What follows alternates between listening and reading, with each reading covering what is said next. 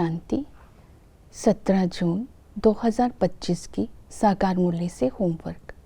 आज की मुरली से फ्लो चार्ट को सामने देखेंगे।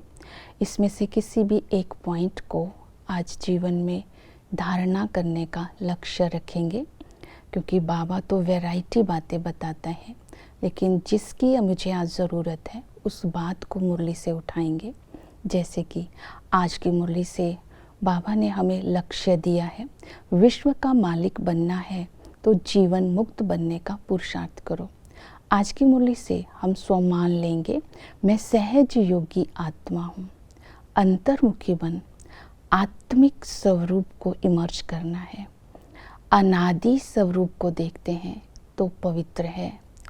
आदि स्वरूप को इमर्ज करते हैं तो हम देवता हैं। अंतिम जन्म के इस ब्राह्मण जीवन को देखते हैं तो ब्राह्मणों की पवित्रता ही पर्सनैलिटी है। इस स्वरूप को इमर्ज करते हुए बाप की याद से अलबेलापन, बाहर की दुनिया के आकर्षण से मुक्त होकर अपने स्वरूप को शक्तिशाली बनाना है। शक्ति रूप बन करके मैं आत्मा सहज योगी बनती जा रही हूँ। तो इस तरह अपने अनादि, आदि और अंत के स्वरूप से अलबेलेपन और कमज़ोरियों को मिटाकर निरंतर बाप की याद में रहने का आज लक्ष्य रखेंगे। प्रैक्टिकल में आज होमवर्क करेंगे। आज हम अपने अंदर देखेंगे ऐसी कौन सी मेरे अंदर कमी है जो कि मुझे संपूर्ण नहीं बनने देती। तो आज दर्शनीय मूर्त बनना है, संपूर्णता की ड्रेस पहन करके रखनी है और बाबा से दृष्टि लेते हुए जो कमी है, क्योंकि बाबा चित्रकार है, जो कमी है वो विशेषता का रंग हमारी पर्सनैलिटी में भर रहा है, लेकिन अंतर्मुखी बन संपूर्णता की मूर्ति बनकर बैठते रहना है। प्रैक्टिकल में आज की मुरली से पुरुषार्थ करेंगे, रिफ्लेक्शन करेंगे। जीवन मुक्त बनने के लिए अंतर्मुखी बन अपने आप से बात करनी है कि हम देवता बनते हैं तो हमारी चलन ऐसी है। अशुद्ध खान पान तो नहीं। क्या मैं लक्ष्मी व नारायण को वरने लायक बन गई हूँ? तो आज अपने अंदर रिफ्लेक्शन करेंगे, ज्ञान का दर्पण देखेंगे, अंतर्मुक्ता की गुफा में बैठेंगे, संपूर्णता का दर्शन करते रहेंगे। दूसरा पुरुषार्थ रहेगा श्रीमत का। श्रीमत पर हम अपने राज्य की स्थापना कर रहे हैं। तो बाबा ने पहली श्रीमत दी कि पवित्र के बने हुए, जिसकी पवित्रता की धारणा है, उसी के हाथ का बना हुआ शुद्ध भोजन खा सकते हैं। अगर हम कहीं बाहर जाते हैं तो अपना भोजन बना करके साथ ले जाओ। अगर कहीं लाचारी हालत में हमें कुछ खाना पड़ता है तो बाबा ने कहा तुम डबल रोटी खा सकते हो, लेकिन परहेज रखने की मेहनत करनी है, क्योंकि हम देवता बनने वाले हैं। तो हमारी चलन भी देवताओं जैसे होनी चाहिए। जैसे बड़े आदमी की तरह हमें भी कम बोलना है, शराब नहीं पीनी है, बीड़ी नहीं पीनी है, अशुद्ध भोजन नहीं करना है। अपनी चलन देवताओं जैसी रखेंगे। अगर परहेज ठीक नहीं होगी तो बाबा ने कहा गिर पड़ेंगे। तो आज बाबा की विशेष श्रीमत को अटेंशन में रखना है। दूसरा है जीवन मुक्त बनना है, सतो प्रधान बनना है तो समर्पणता होनी चाहिए।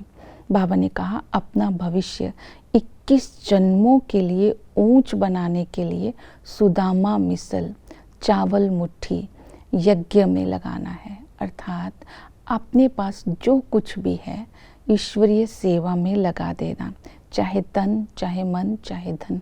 गरीब बच्चों के लिए बाबा ने याद किया 1 रुपया भी यज्ञ में डालना ज़रूर है, मतलब धन का सहयोग देना है, क्योंकि बाबा कहते हैं मैं हुंडी भर दूंगा।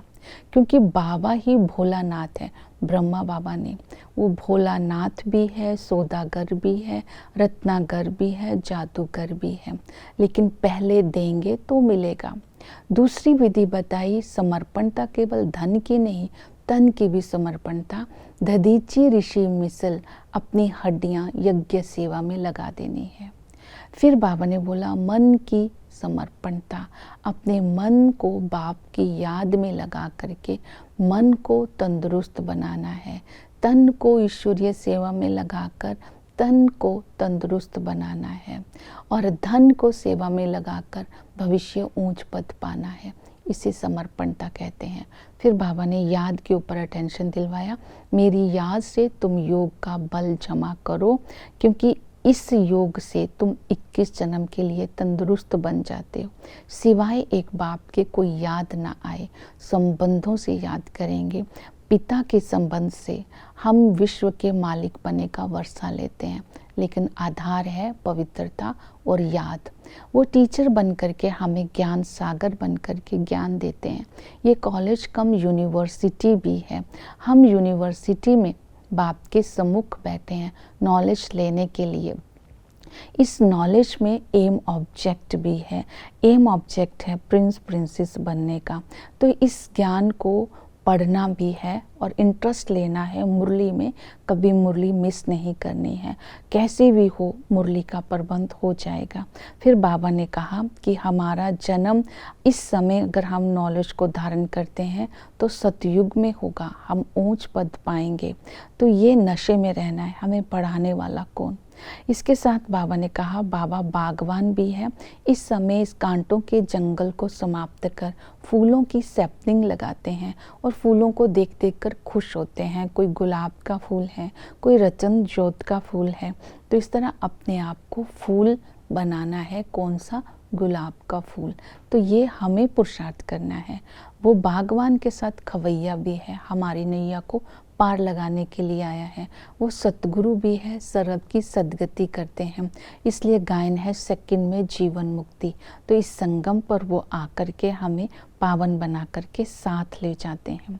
फिर चक्र को बुद्धि में रखना है कि ड्रामा का राज हम बच्चे ही जानते हैं। सबका अपना अपना पार्ट है, किसी का किसी के साथ नहीं मिल सकता। सारी दुनिया में हम आत्माएं एक्टर्स हैं। आदि में हम आत्माएं लक्ष्मी नारायण के राज्य में थे, वहाँ पूज्य थे, सुंदर थे, सोने की दुनिया कहलाती थी।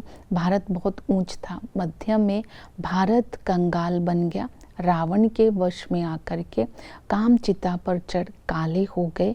5 विकारों की अधीनता के कारण आत्मा तमो प्रधान हो गई और भारत कंगाल हो गया। इसका कारण क्या बताया बाबा ने? वहाँ तो राजा का राज्य था, यहाँ पर गवर्नमेंट गरीब है और प्रजा साहूकार है। तो ऐसी हालत जब बाबा की हो जाती है, जब हम माया के मुरीद बन जाते हैं, तो संगम पर बाबा हमें आकर के एडॉप्ट करते हैं। तब हम ईश्वर के मुरीद बनते हैं और विश्व के मालिक बनने का वर्षा लेते हैं। इसी संगम पर जीवन मुक्त बनने का पुरुषार्थ करते हैं। ओम शांति।